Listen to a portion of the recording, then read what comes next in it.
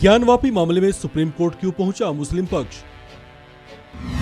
CJI D Y Chandrachud ने मुस्लिम पक्ष से क्या कहा?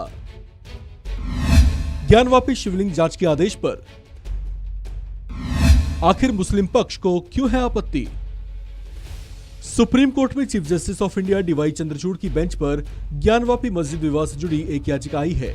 याचिका इस मामले में मुस्लिम पक्ष की ओर से दायर की गई है, जो इलाहाबाद हाई कोर्ट के एक फैसले के खिलाफ सीधे chief justice of India DY Chandrachud से गुहार लगाने के लिए पहुंचे थे।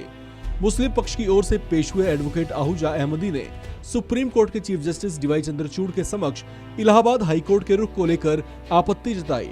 उन्होंने कहा कि इलाहाबाद हाई कोर्ट इस मामले में दोहरा रुख अपनाता दिख रहा है।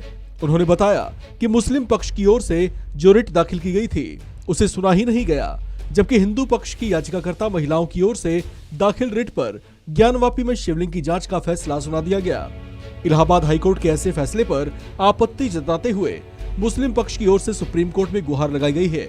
इस पर chief justice of India DY Chandrachud ने कहा कि वो सारा केस खुद देखेंगे।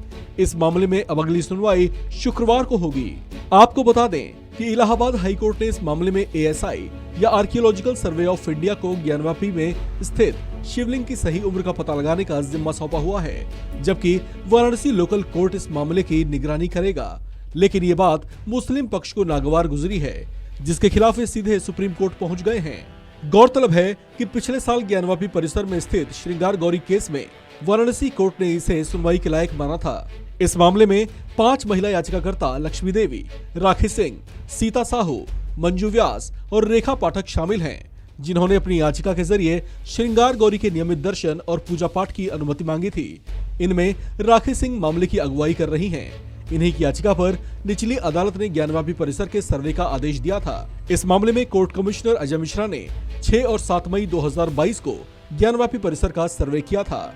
उनकी रिपोर्ट में परिसर की दीवार पर देवी देवताओं की कलाकृति, कमल की कुछ कलाकृतियां और शेषनाग जैसी आकृति मिलने का जिक्र किया गया था। हालांकि उस रिपोर्ट में तहखाना खोलकर देखे जाने के बारे में नहीं बताया गया था। इस मामले में दूसरा सर्वे 14 और 16 मई 2022 के बीच चला था। दूसरे सर्वे की अगुवाई कोर्ट कमिश्नर विशाल सिंह ने की थी। विशाल सिंह की रिपोर्ट में परिसर के भीतर शिवलिंग मिलने की बात कही गई थी, जबकि रिपोर्ट में सनातन संस्कृति से जुड़े निशान मिलने की भी बात कही गई थी। रिपोर्ट में बताया गया था कि परिसर के तहखाने में सनातन धर्म के निशान, कमल, डमरू, त्रिशूल आदि के चिन्ह मिले हैं। इस सर्वे के बाद सुप्रीम कोर्ट ने आदेश दिया था कि परिसर में शिवलिंग के दावे वाली जगह को सुरक्षित रखा जाए। कोर्ट ने उस दौरान शिवलिंग के संरक्षण पर भी जोर दिया था। इस खबर में फिलहाल इतना ही। बाकी अपडेट्स के लिए बने रहिए वन इंडिया हिंदी के साथ।